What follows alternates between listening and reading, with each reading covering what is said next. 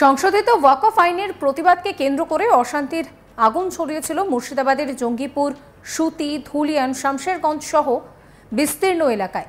৩ জনের মৃত্যুও হয়। হাইকোর্টের নির্দেশে কেন্দ্রীয় বাহিনী মোতায়েনের পর ধীরে ধীরে স্বাভাবিক হচ্ছে পরিস্থিতি। যদিও এখনো পর্যন্ত কিন্তু অনেকেই এই শরণার্থী ক্যাম্প থেকে ফিরতে পারেনি। তাদের চোখে মুখে এখনো আতঙ্ক রয়েছে, রাতের ঘুম উড়েছে তাদের, চোখের জল ছলছল করছে। অশ্রু সামলাতে না পেরে কেউ কেউ আবার হাউ হাউ করে কাঁদছেন, কেউ কেউ চিৎকার করছেন। সেই রকমই এক বাড়িতে পৌঁছে যান আমার কলিগ রাজেশ।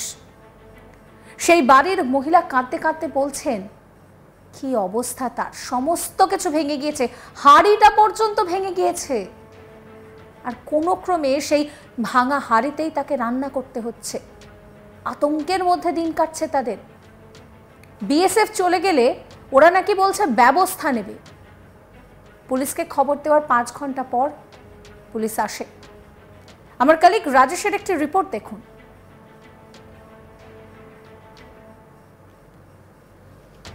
পুলিশের অনুমতি না থাকা সত্ত্বেও এই মুহূর্তে মুর্শিদাবাদের হিংসা বিধ্বস্ত এলাকায় এসে পৌঁছেছেন রাজ্য বিজেপির সভাপতি তথা কেন্দ্রীয় মন্ত্রী সুকান্ত মজুমদার। এই মুহূর্তে আমরা রয়েছি জাফরাবাদে, যেই গ্রামে বাবা এবং ছেলেকে দুজনকে পিটিয়ে নির্মমভাবে হত্যা করা হয়েছিল। এবং সেই গ্রামে সুকান্ত মজুমদার এসেছেন, প্রত্যেক বাড়ি বাড়ি ঢুকে কথা বলছেন, যাদের উপর অত্যাচার হয়েছে তাদের সঙ্গে কথা বলছেন। পশ্চিমবঙ্গ বিজেপির সভাপতি সুকান্ত মজুমদার তিনি প্রত্যেক বাড়িতে যাচ্ছেন। সেই যাদের বাড়ি জ্বালানো হয়েছে, যাদের বাড়িতে আগুন ধরিয়ে দেওয়া হয়েছে, সেই সমস্ত বাড়িতে যাওয়া হচ্ছে। যাদের বাড়িতে ভাঙচুর করা হচ্ছে সেই সমস্ত বাড়িতে তিনি যাচ্ছেন। এবং তার আগে একটা মন্দিরের সামনেও হামলা হয়েছিল, সেখানে পৌঁছে গিয়েছিলেন সুকান্ত মজুমদার। এরপরে তিনি সোজা চলে আসেন জাফরাবাদে, যেখানে পিতা ও পুত্রকে পিটিয়ে হত্যা করা হয়েছিল। তারপরেই একই পাড়াতে আরও বেশ কিছু পরিবারের সঙ্গে নির্যাতন হয়েছে, তারা নির্যাতনের শিকার হয়েছেন এবং সেখানে এই মুহূর্তে এসে পৌঁছেছেন সুকান্ত মজুমদার। সুগন্ধিতা, বেশ কয়েকজন মহিলা বলছিলেন যে তারা এতদিন ঘর ছাড়া ছিলেন, আজকে আপনারা আসছেন, খবর পেয়ে তারা বাড়ি ফিরেছেন। আপনি তো আবার একটু পরে চলে যাবেন, তাদের কি হবে? দেখুন, বিএসএফ আছে, এখন কেন্দ্রীয় বাহিনী আছে, চিন্তার কিচ্ছু নেই। আগামী দিনে প্রয়োজনে আমরা আবার আসব। এই পশ্চিমবঙ্গ থেকে হিন্দুদেরকে তাড়িয়ে দেবে এই পরিস্থিতি তৈরি করতে দেব না। যতদিন আমাদের প্রাণে শক্তি আছে আমরা লড়াই করব। এইভাবে মানুষকে সর্বশান্ত করে যেভাবে লুট করা হয়েছে, আমার তো অবাক লাগছে ভেবে যে প্রশাসন হাতে হাত ধরে বসে থাকলো কি করে। যারা এই যে এত সোনার গয়না লুট হয়েছে তাদেরকে তো রিকভারি করা উচিত, প্রত্যেকটা বাড়ি সার্চ করা উচিত। আশেপাশে যে 3-4টে গ্রামের নাম শোনা যাচ্ছে, যে গ্রামগুলো থেকে নিজেরা না পারলে সঙ্গে সেন্ট্রাল ফোর্স নিয়ে যাক। পুলিশ ভয় পায় ওদেরকে, অসুবিধা নেই। 5000 সেন্ট্রাল ফোর্স আমরা দিয়ে দিচ্ছি, নিয়ে গিয়ে বাড়ি বাড়ি সার্চ করে দেখা হোক কোথায় সোনার গয়না কে লুকিয়ে রেখেছে, সব তুলে আনা উচিত।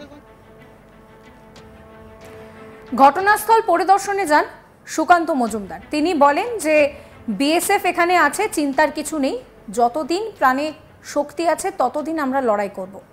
প্রশাসনের হাতে হাত দিয়ে বসে থাকাটা কি পরিস্থিতি তৈরি করতে পারে সেটা তো মুর্শিদাবাদ দেখিয়ে দিয়েছে।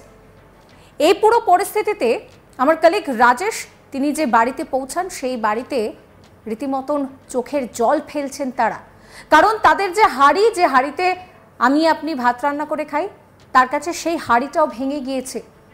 তার মধ্যেই তাকে কষ্ট করে ভাত রান্না করতে হচ্ছে। রাজেশ আরো কি তুলে ধরেছেন দেখুন। আপনি বাড়ির বাইরে দাঁড়িয়ে আছেন, সুকান্ত মজুমদারকে বাড়ি দেখাবেন। কি হয়েছিল আপনার সঙ্গে? আমার বাড়ি, এটা আপনার বাড়ি? হ্যাঁ। কি হয়েছিল? আসুন আপনার বাড়ি আসুন, কি হয়েছিল বলুন। আচ্ছা, আমার বাড়ি এখানে করে হাল্লা করছে। তখন আমি বলছি যে কি দুয়ার লাগা বেটা, দুয়ার লাগা। কবে হয়েছিল এটা? শনিবারের দিন। শনিবার? হ্যাঁ। আপনারা মা সন্তান? হ্যাঁ, মা সন্তান। দিয়ে এমনি করে দরজা করছে, আমার 10 জন ধরে যেতে আমাকে ঠেলে। আমি কি, হ্যাঁ, এই দরজাটা আমি কি পারি দিয়ে চলে এলো। বাড়িতে আর কেউ ছিল না? আমি ছিলাম, আমার মা ছিল, আর আমার পাশে বাড়ির অনেক মহিলারা ছিল, ওরা ভিতরে ভরে দিয়েছিলাম। কাকিমা আপনি একটু দিকে আসবেন। আর সেই সময় বাড়িতে কে ছিল? আমি আর মা ছিলাম। বর্তমানে আমরা দুজনে এখানে দাঁড়িয়ে আছি। দরজাতে একটা ভিড় এসে হামলা করলো, তারপর কি হলো? তারপরে এসে সবকে ভাঙচুর করতে লাগলো।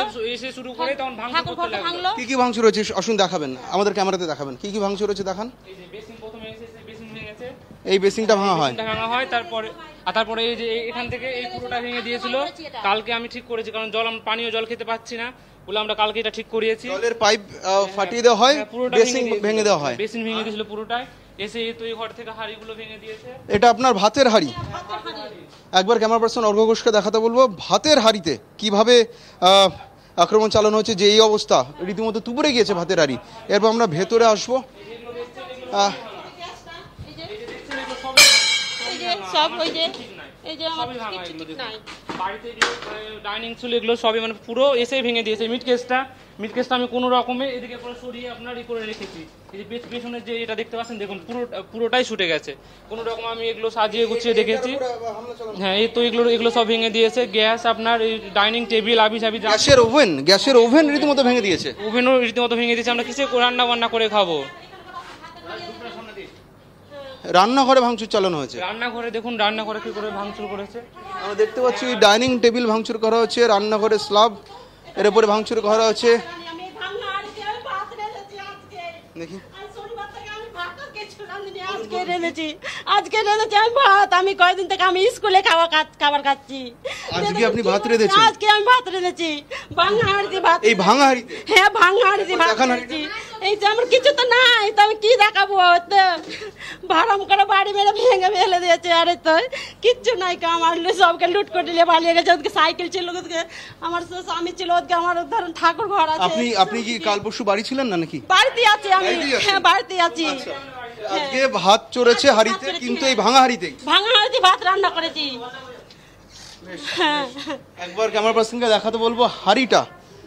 রান্নাঘরে হামলা চালানো হয়েছে বলে অভিযোগ করা হচ্ছে, হাঁড়ি ভেঙে দেওয়া হচ্ছে, সেই ভাঙা হাঁড়িতেই ভাত আজকে চড়িয়েছেন তারা। বলুন। আমার কাছে চাবি ছিল, ঘরের চাবি আমার কাছ থেকে খুলিয়ে আমার মানে গয়না ছিল, প্রায় 5 ভরির মতো গয়না ছিল, সেই গয়নাগুলো ওকে ঘর থেকে নিয়ে চলে গিয়েছে। এই যে টিভি দেখুন, টিভিটাও ভেঙে। নাম কি? আমার নাম হেমন্ত দাস।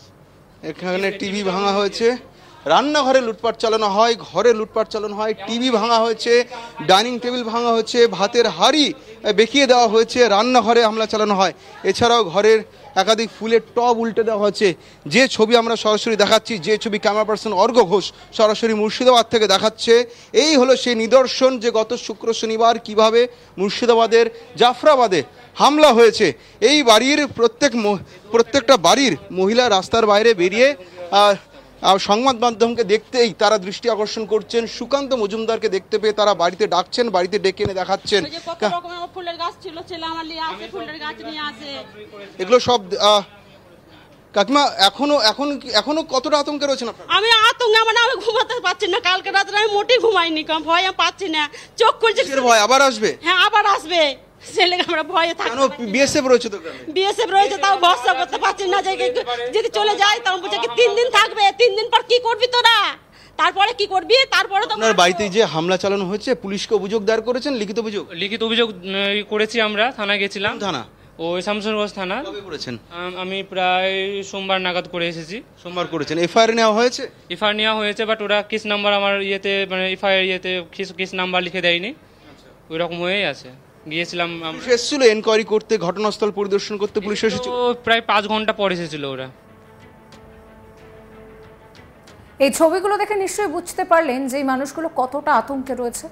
সমস্ত খবরের আপডেটের জন্য আপনাদের নজর থাকুক আজ তাক বাংলা। চ্যানেলটিকে সাবস্ক্রাইব করবেন, নোটিফিকেশন পেতে বেল আইকনে ক্লিক করবেন, ফলো করতে ভুলবেন না আজ তাক বাংলার হোয়াটসঅ্যাপ চ্যানেলও।